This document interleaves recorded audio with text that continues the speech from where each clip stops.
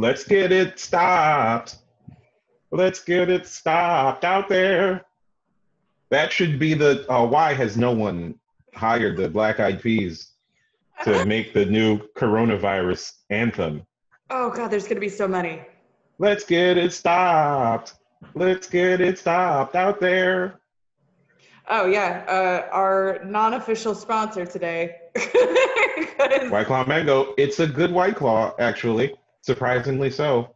I have finally decided to cave and be a young person because I was these, but I bought these like a few days ago. I'm not going out very often, as usual. However, PA liquor stores, for those of us who live in Pennsylvania, PA liquor stores are closed. So now, you know. Tuesday, they were like, that's it. Yeah, a friend of mine bought 2 handles just to try to weather the storm. Yeah, so we are, you know, we're dealing. Welcome everybody. Hi. Welcome to the first, is this the first video DTF that wasn't in LA? Well, we do have one that we taped when we were at FIT. Oh, that's right. Years back. Yeah. Okay. It does live on the internet somewhere and may have even been used in some behind the scenes dealings as of late. Oh, okay. All right, that's fun. All right. Well, welcome everyone to Quarantine. But you haven't seen it, so yeah, this is your first one. Yeah. Welcome to Quarantine Content. Hi. Yeah. Day 75 of the recesses of my mind. This has been the longest month of my entire week, you know? Yes. But we are out here. We're going to do DTF because this show will be 7 years old. And we will not. No matter what they do to try to stop us. No, they were like 7 years. Now we bring upon you that, and we're like, no. Yes, at the 7th year, the trumpets of the apocalypse will sound, and no, you will not. And we're like, not gonna stop me from twerking. Yeah, sure have not been. You sure will not. Not at all. Many have tried. In case there's a rare chance that this is your first DTF episode, this is the greatest sex education comedy game show in the known universe. Yay! And hi, I'm Dr. Timaree. I am a sex educator. I was 2 months away from paying off my student loans. Now they can fuck themselves. And I'm Darryl Charles. I'm a comedian, and I told them to go fuck themselves a little bit before that. So I wonder if any good comes out of this that has to do with student loans. If I'm out because I said, hey, go fuck yourselves, because those are the kind of rules and stipulations they like to apply to those things. But you know, hey. Yeah, we'll see. We'll see how this will shake. We'll see. Yeah, maybe we'll figure it out. You just like automatically get a degree. You know, like extra, you know, like. And honestly, if things really go bad, I'm just going to run outside and touch stuff and then lick my hands. And, you know, when look, I'm never out of options because there's always one. There's always one. Okay. Eat some 7-Eleven hot dogs, just fresh, just. I don't care no more, you know? So until that day, we making content, baby! I feel like the little angels on your shoulder right now. I'm like, I'm teaching boot camp and Pilates every day, and you can join me for a workout, and you'll feel like you were inspired. And I've been training, I feel like my whole life for either prison or the apocalypse so that I can work out even if I don't have access to any equipment. So I feel like as an only child, as a Cancerian, you know, I've really kind of been training for this. Yeah. Yeah. Well, as a Libra, I think I've been like, well, is this worse than death? So on that note, we got together some stories. Only one of them deals with the current situation. Yes, if you can remember all the way back to when we did this live. What we would do is bring you a nice roundup. Yeah. If you can remember all the way to last Friday, we would bring a nice roundup of sex and relationship-based news for your perusal.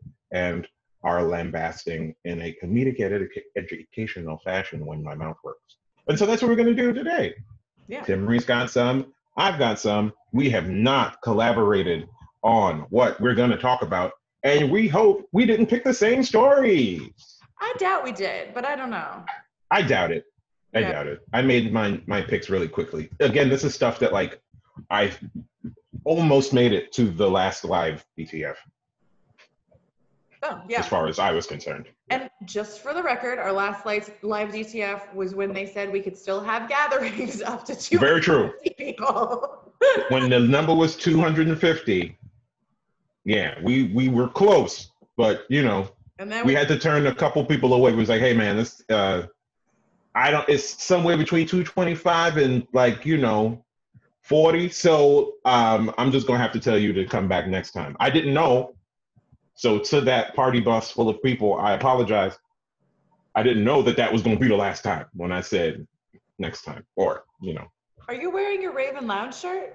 Yes, I am. Yeah, support local businesses right now. Yay, do that. You can Venmo the Raven Lounge for gift cards that you can use when they open back up and to get merch like our very own Darryl is wearing. Yeah. Shout out to the Raven Lounge. Hello to Karen, you know, and everybody. Yeah. All right. So I'm going to break out the first news. We're going to get this just out of the way. Yeah, right. Sweet. So this is on how sex-related businesses have been doing in the wake of coronavirus. And the vast majority of people, it's not great, right? Like for the vast majority of people, this is not wonderful. I'm currently working on research, interviewing a variety of like burlesque performers, cam models, people who do direct providing sex work, etc. And it's hitting everybody pretty hard. I originally kind of hoped that maybe it would help cam folks, but that requires them to already have an existing audience, to have a space where they are they don't have to share with anybody. Because if family or roommates are now around, it may not actually be easier. And it's actually been kind of difficult in some places for people to get condoms, which has been bad news. Oh. Yeah, because when you're hoarding, you get the provisions. You get the toilet paper, you get the white gloves, you get the condoms. But there is some good news. So for instance, the Womanizer, which is an example of a sex toy, has done 50% brisker business than was forecast for this time. And we're also seeing that a number of businesses have been doing better. For instance, specifically the countries that are impacted. So Womanizer recorded 60% higher sales in Italy, 40% higher in France, 71% higher in Hong Kong in the period since early January. So sex toys, we out here. Hey, I gotta look up this Womanizer because like worldwide sex toy, discover the revolutionary sex toy. Oh yeah. I gotta see what the Womanizer looks like. All right, it's just a bunch of women in blue. Okay, is that what it? Oh, all right. Well, let's see. The Womanizer Premium looks like a giant tongue. Okay, all right. Well, nice to see that technology is filling the gaps. Did you see what I did there? It's filling the potential space. You get it? Because it's all right, whatever. Real thing. It's potential space. Yeah. It's a potential space. It can stretch to accommodate an entire human being. The vagina is more like a balloon than a piece of fish that an idiot person pokes holes in and then takes pictures of it and puts it on Twitter and acts like having lots of sex partners will stretch it out. You ever see that? When they took a what?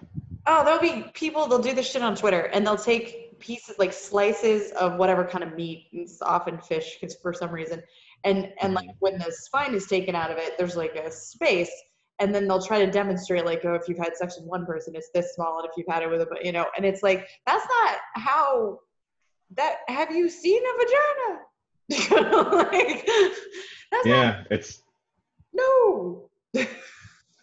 It's like, look, I mean, there's no doubting that one can stretch muscles. Some people are flexible, and there's training that one can do.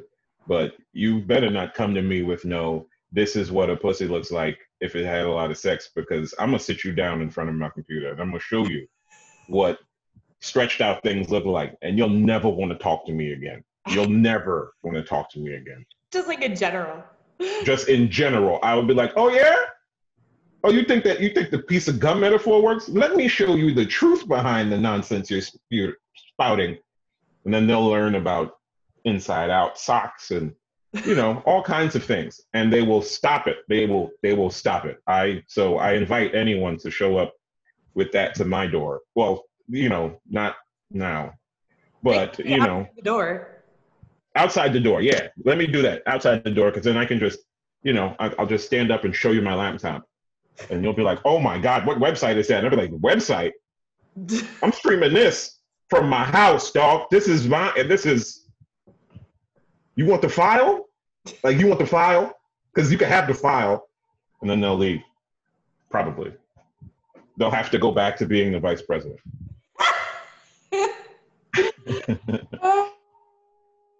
Oh, yeah. Yeah, well, I mean, yeah, it's, in some ways, sex work is it's a luxury, right? Like it is a luxurious thing. I mean, it's necessary, yes. I mean, no, because like I think what a lot of people are perceiving sex work to be about is just like getting off, right? And if it's just about getting off, I would also still disagree because people treat physical needs as though it's like air, food, water, and that's it. Like those are the only ones that are real, and everything after that is a luxury. But we have like a ton of demonstrable evidence that not only is like orgasm good for immunity, which means it's at least as good for you as vitamins, at least, but simply like mental health fucking matters.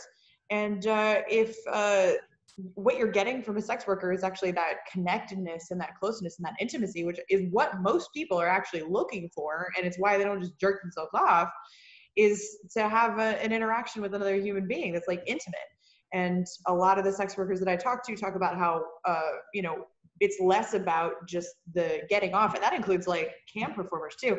I've heard plenty of cam performers say it was way easier when it was more just about like do stuff to your body and then like this transaction is over, and now it's much more about be entertaining and talk to me and make me feel like I have a friend, because like that's as important as anything else. Yeah, that's true. And I'm just saying that like as people aren't able to work, they are going to have less disposable income, or they're going to have to prioritize their income, which means that they will probably get some of, if not all of the social interactions at the cheapest price possible, right? So that is where, some extraneous things are going to suffer, like comedy, where, people, one, can't go out, and two, the people who like to go out to do comedy can't do it. And so then it's going to suffer. And then, what's his name? Roy Wood Jr. wrote a great article in Variety or The Atlantic, something about how his projections for how we're all going to suffer. So that's good. But yeah, a lot of different industries are going to suffer. And I'm happy that at least the company that decided to make a giant movable tongue. Yeah, I mean, I mean, we're going to be seeing this in general. The companies that are like going to be hardest hit are going to be the local ones, and the ones that do okay are able to ship to every country, like, right. And that's that's the thing. So like, as much as you can, try to support local businesses, try to support, smaller businesses, just because a lot of them do curbside pickup and mailing. So check out if stores doing that. And also another thing is that like some of if you are in need of like gloves, like the Seattle hospitals have been getting gloves from the sex toy stores because they had nitrile gloves on hand. That's true. People didn't immediately necessarily think to go clear theirs out, so they've been donating to the hospitals. That's nice. Yeah. So yeah, I mean, we're all trying to do what we got to do, and if there's one thing I'm going to take from it is looking out for your sexual health is just as important as looking out for washing your hands. And one may have to do with the other, and it may not. It's your business. Yeah, you got to make sure you get in there. Did you see the video with the person with the gloves and they put like black ink on? I saw it this morning. It was like they had like some black, like white, latex gloves, and they had some like black paint, and then they just showed all the washing, like all of the maneuvers that you're supposed to do, and it showed how as they did it, like when they just did this and this, like their thumbs were pretty much clear. When they did this, like the outside of the hands were clear, was still white. So then after they did the full 20-second thing, they showed that, like, you know, they had covered their entire hand. Oh. It was quite a visual demonstration of why you should spend 20 seconds at minimum washing your hands. It's also really interesting the amount of art that's coming out about this. Like I saw a rendering about like social distancing and how it works in like visualizations, because you can see charts and you can read numbers, but like visualizations are really helpful for people to understand because that's how we learn. And the amount of art that's been coming out around this is amazing. And it's so interesting because like, yeah, artists are going to be the hardest hit, but those are the ones who are going to be like really instrumental in making behavioral change. And also that's what everybody's turning to, and like, I don't got shit to do. And it's not like I can go apply for a job right now. So people are turning to art. So just a reminder, you can Venmo us. Please. This is an art, I promise. Yeah. So like for instance, my Venmo is Timaree, Timaree SCHMIT. SCHMIT. There's no D because we lost it in the war. It's tough when you lose the D. Yeah. Suffered from it my whole life. I'm at Darryl, DARRYL _Charles. That's my Venmo. I had to look it up because I don't use it that much, and there's 0 in there. So I'll know exactly when you decide to be lovely and help me out. So please, you know how it goes. All right, you want to do the first story? All right. Okay, we had something that was a little much of a downer. Let's do something that's more of a downer, but made me laugh a lot. Okay. Police in Maryland are investigating a possible incident of child abuse at an elementary school involving a substitute teacher acting inappropriately with a class. Right? Hold on. Oh, I already gave part of it away. Apparently, it was allegedly, there was some inappropriate behavior between a substitute teacher and students. She was alleged to have kissed a couple of children and bouncing up and down on their laps, giving what has been described as lap dances to some of the students. And these are not college kids, right? Oh, no. They are in what grade, Timaree, do you think? I really want them to be like in grad school. Right. I really you do. Want them to be in grad school. You do, but they're not. We're talking K through 12. Actually, let's K through 8. It's K through 8. Make a guess. It's like those 8th graders who are there because they're truants and they're actually 18. They didn't go to school, so they had to keep getting passed back so they could get it. It's the bad kids, right? Like it's the bad kids. It's the bad ones. It's not that they're bad. It's just that they're actually 18. Right. It's not that they're bad. They didn't do anything wrong. They're staying there so they can get it figured out. They are still victims. You can't expect everyone to learn at the same pace. Very true. I want it to be what the hell was the Brendan Fraser caveman movie? Encino Man. Yes, I want Encino kids. They were Encino kids, right? Like actually 1,000 years old. They're 1,000 years old, but they were under ice, and so logistically speaking, mentally, they're still 4th graders. It was 4th graders, so it was a class full of 4th graders, where one of the children came home and told their parents that the teacher was acting inappropriately, which is a big word for a 10-year-old. You know what I mean? Like, good on you, child, to understand inappropriate touch. Well, so, yeah, I have questions though, because it's like, obviously context matters tremendously. Like when I grew up back in the Stone Age, like there were still teachers that could like give you a hug, and there was still stuff like that.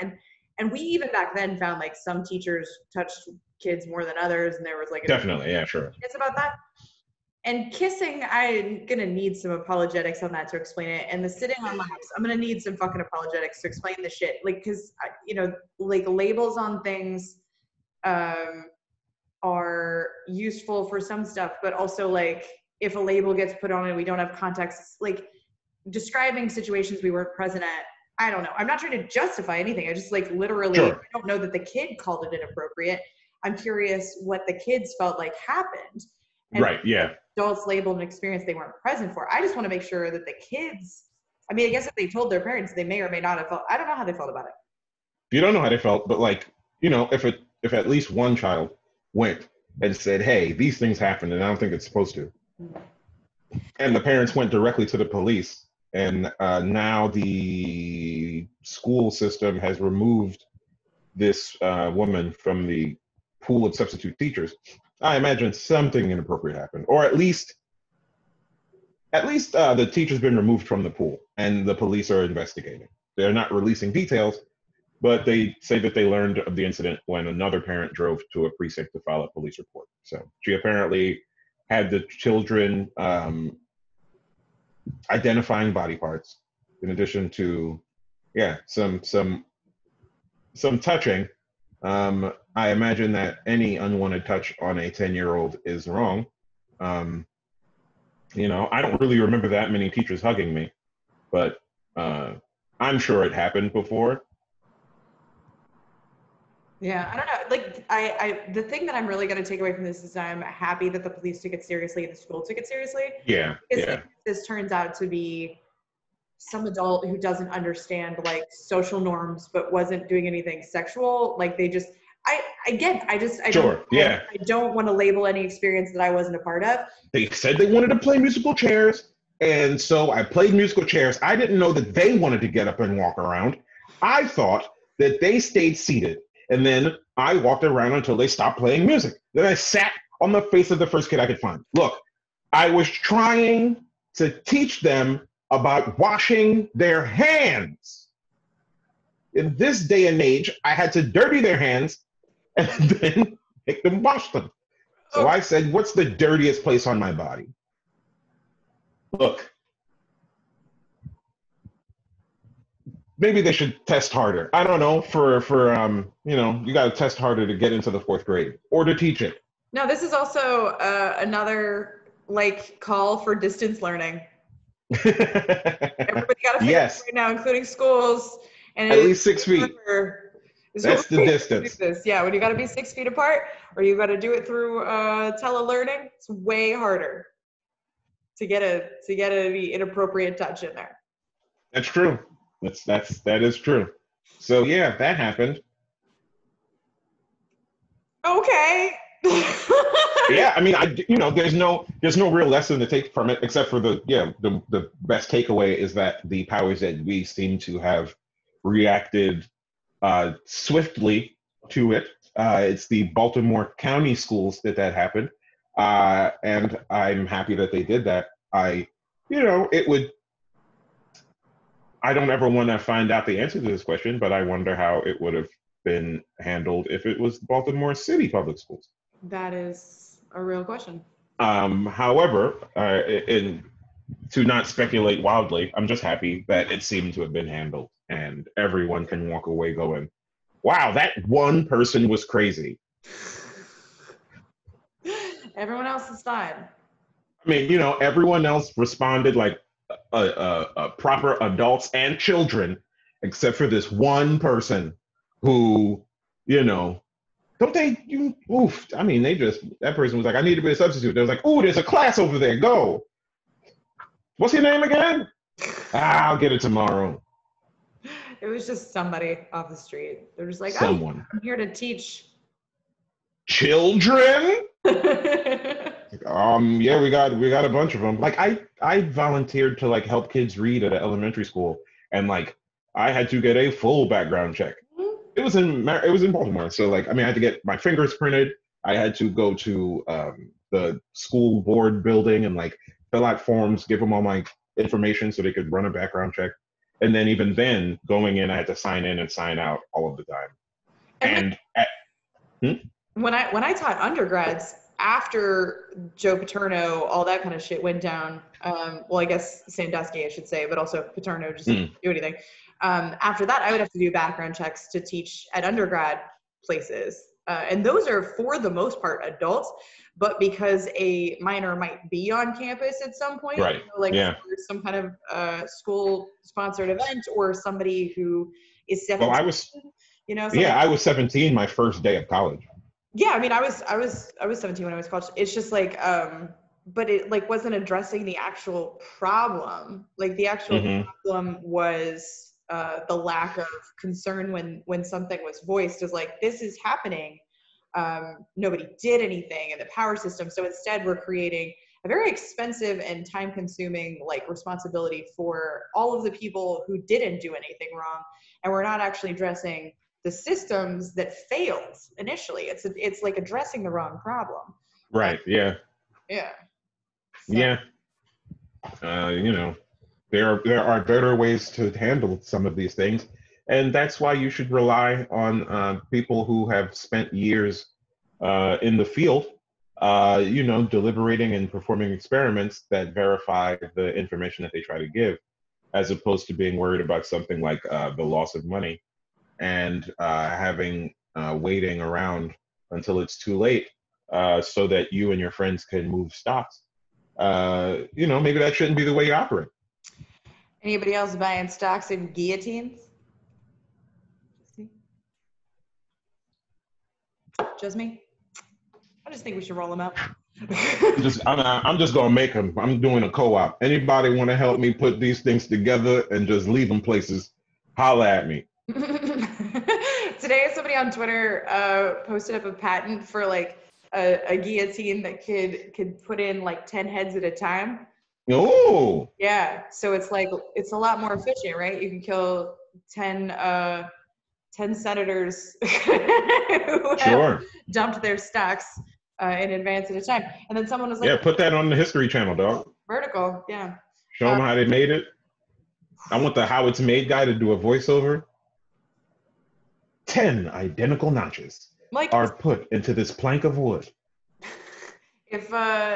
If fucking Snoop Dogg's best friend can go to jail for 4 years, Martha Stewart, like these fuckers definitely can. So I mean, I'm no legal scholar, but I'm almost positive that insider trading has been illegal for a long time. I'm almost positive that it's been illegal, like laws. Yeah. Yeah. Like, laws, the things that as citizens we all agreed to abide by, so that we didn't have to create guillotines and murder people in the streets for perceived slights. But, when you don't pay attention to that stuff, I guess you must want it to be the other way. But, let's talk about fun articles about sex ed. I got another story. Oh, okay, cool. All right, so my next story is, speaking of scientists and listening to people who know what the fuck to talk about, this is fun. This is like metadata. So for a long time, it has been suggested that one of the correlations to sexual orientation among gay men might be the number of brothers that they have. And this is a meta-analysis that was recently published in the Proceedings of the Royal Society B journal. So some German and Canadian researchers, they compiled the data that used about 10 different studies on sexual orientation that looked at the family structures of gay and straight men. So basically they had over 5,000 people. They had 5,390 gay and straight men to look at. And what they found is that men who had older brothers had a 38% higher chance of being gay as adults, and that more than people who didn't have older brothers. And that the greater number of brothers that a man had, the greater the odds were that they would be gay as an adult.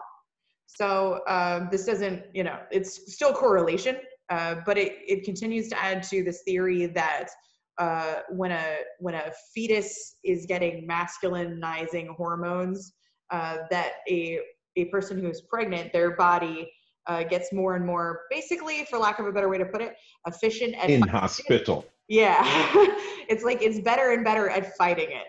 Because the fetus is, like still somewhat separate from the host. It's not just a host; it's a person. It's a pregnant person, and their body starts being like, "Oh, this fucker, I've done this before," and it might affect like the hormone things that are happening to the fetus that in some way later end up impacting sexual orientation. Yeah, that's cool. I feel like this isn't the first of those studies. This must be like someone else did it to correlate or Yeah.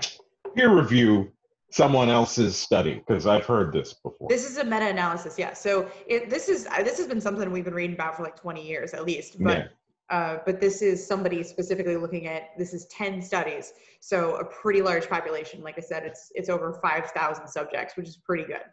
It's good. So yeah, cool. You know, keep pumping them out. We need more gay people. We need more. I'm not making any. So.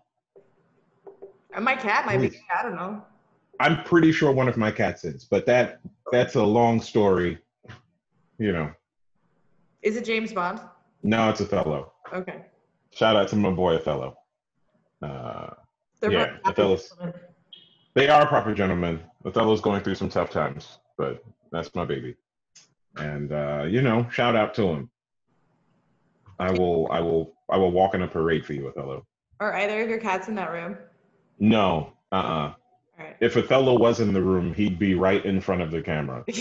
All right. Politely off to the side so his butt was like right at eye level.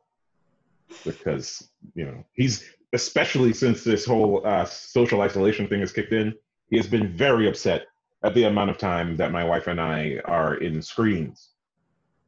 Oh yeah, because you're like here now. You're here. Right. What are you doing here? Yeah. You're here, but now you're in one screen that sits on your lap, which is where I should be. Right. And you trade it for another screen that you hold in your hand, which should be massaging my back.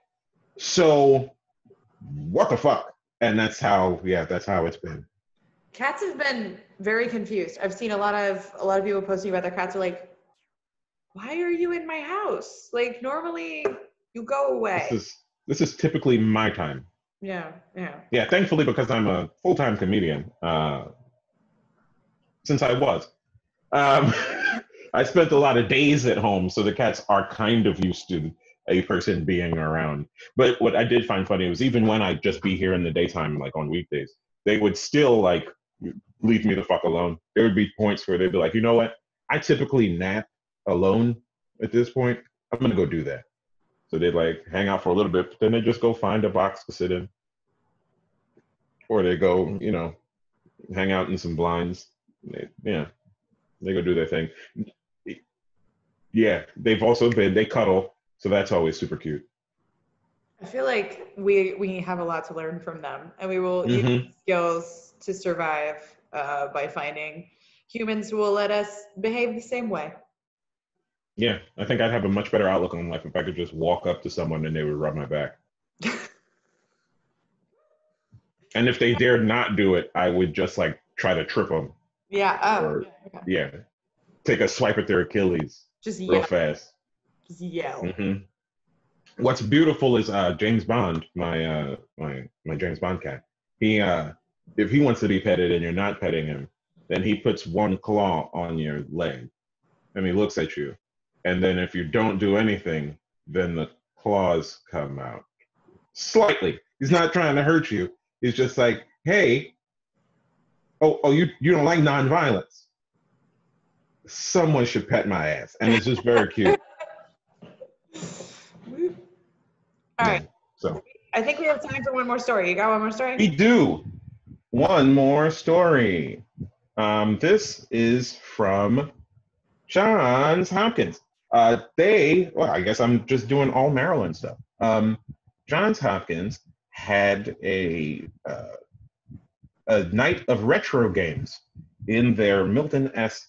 Eisenhower Library, where they played 13 retro games as part of a vintage game night. The games targeted towards girls and women dated from 1909 to 1990 and were displayed as a Women's History Month tribute. It was super cool because it played a lot of old games, like the 1972 game, What Shall I Be?, which offered 6 career futures for girls: ballet dancer, stewardess, college student, model, nurse, and actress. Wait, can I be a college student as a job? Apparently so. I want to be a college student as a job forever. That's Well, sweet. that was in the 70s when schools cost about $1,000 start to finish. A lot different now, baby. Then you can fast forward to a similar game called Careers for Girls that was released in 1990. You want to know what the options for careers were in that game? Is one of them was, well, it's kind of funny. Let's see which ones match what. There's teacher, supermom, fashion designer, rock star, and animal doctor. Did they not know the word vet yet in 1990? That's, not for girls. You just be an animal doctor. I'm looking to get into being a doctor. How about for animals? That's veterinary science. I don't want an animal doctor. That's what you should do. Yeah. Because with my silly girl brain, I'll be able to only understand much smaller animals. Because they have smaller brains, you see, like me. And smaller feet. Oh yeah, it was a cool little thing. They decided to call it ArchiveCon, and they had a bunch of games, and it just showed the changing opinions and programming that was happening to women who could afford board games.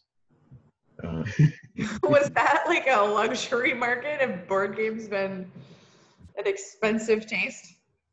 I imagine, well, yeah, that's a great question. I imagine board games were pretty fluent, a frequent occurrence when I was a young person. Yeah. I mean, and now as adults, we've, gone to and arranged some game nights with friends. And I think we're at the point where we're going to start playing 2-player board games here because something's got to give, but been trying to play No Way Out, which is a 2-player video game. I've been making my wife watch me play The Witcher 3, so that's nice. When I grew up, we played a ton of board games. We were very into categories. It was okay. Huge. Yeah, that was a big one. Balderdash. I learned how to lie to people by using words that sound like I know what I'm talking about. Sure. Thanks, Dad. Set me up for succeeding. But yeah, I feel like board games are actually more expensive now. And I mean, not just like with inflation, but because they're more elaborate. Like to buy like a Jackbox set now is not cheap. And no, not at all. Video games are obviously like basically movies. And you're right. Oh, way more than movies. Yeah. I mean, they're in their scope. Yeah, but like price, it's like buying a porn. It's like expensive. Yeah. I mean, as a kid, we play a lot of card games. We play, like Rummy or Uno or fucking Crazy 8 or Spades. But Spades was really something I did in high school, not like family stuff. There were a couple of times I'd be at family reunions and they'd play like Bid Whist or something like that. We played a lot of Monopoly. Egyptian fucker. The card Egyptian rat fucker. Egyptian rat fucker? Yeah, or Egyptian rat screw. It's got a bunch of different names, but it's basically like it's a card game where jacks, queens, kings, and aces are what you're looking for. Everything else is sort of detritus. You can slap to grab what's out there. You're just trying to end up with the whole pile. It's super simple, but it's a nice. Oh, spit? Maybe. I'm sure. Spit was the one where you'd put a number down and you could put the next adjoining one up or down. Okay, and there was like 2 things and you had to like slap hands. We played War. That bullshit. We played Bullshit. That was always fun. Oh yeah. It's coming back. But there was a lot of. They're gonna be coming back big time. I mean, hey, you better brush up on them card games. A good deck of cards will keep you from murdering a loved one. You need it. This is our best sex advice for you yet.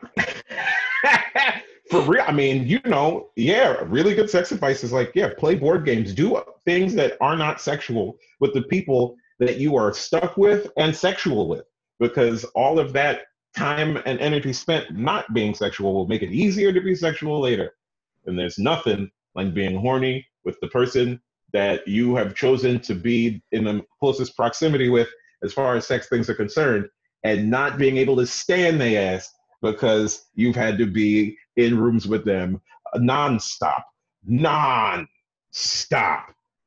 for, 4 days or your entire life as far as you can remember it. So, hey, yeah, board games. It's the shit. This was gonna save us.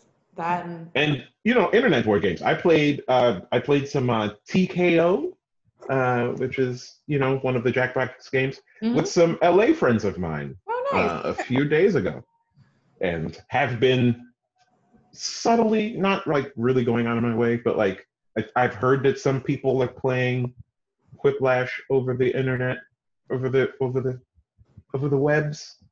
I've heard that that's a thing that people are doing. Perhaps like they'll put a steady camera on a Facebook Live and then have play it and then have other people thing it. I don't have Twitch, and I don't know if I might be well out of the demographic to start a Twitch channel. We could very easily do this on a DTF. My brilliant domestic survivor / DTF I think the way that has figured out how to do some of this. So for the next DTF, we could consider doing some Quiplash. Oh wow! You're gonna bedazzle them to death? No, it's a stand that I like to hold. Okay. A tripod that I like to hold as a gun.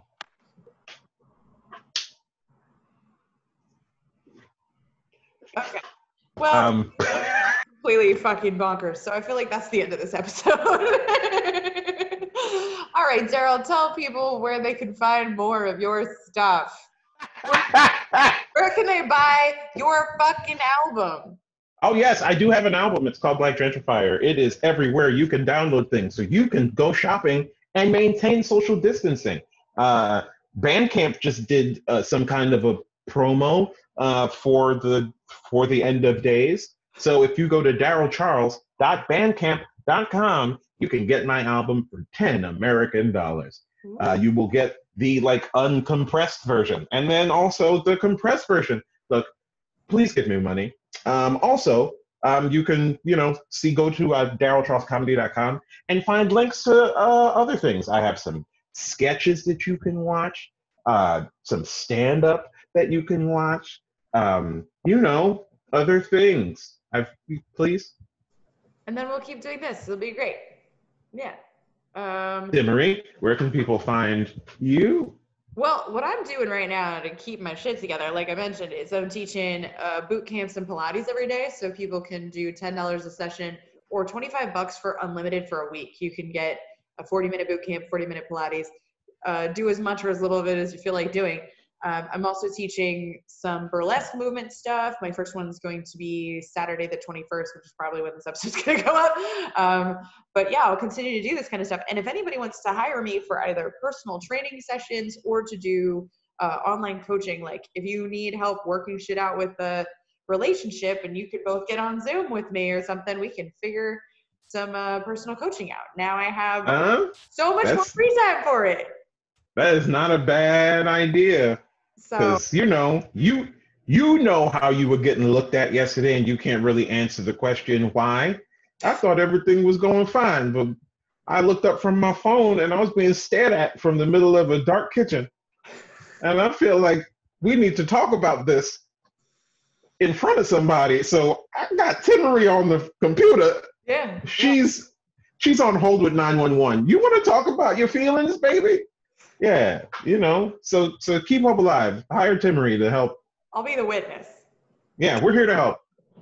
That was an inside joke for all the people who we used to see outside.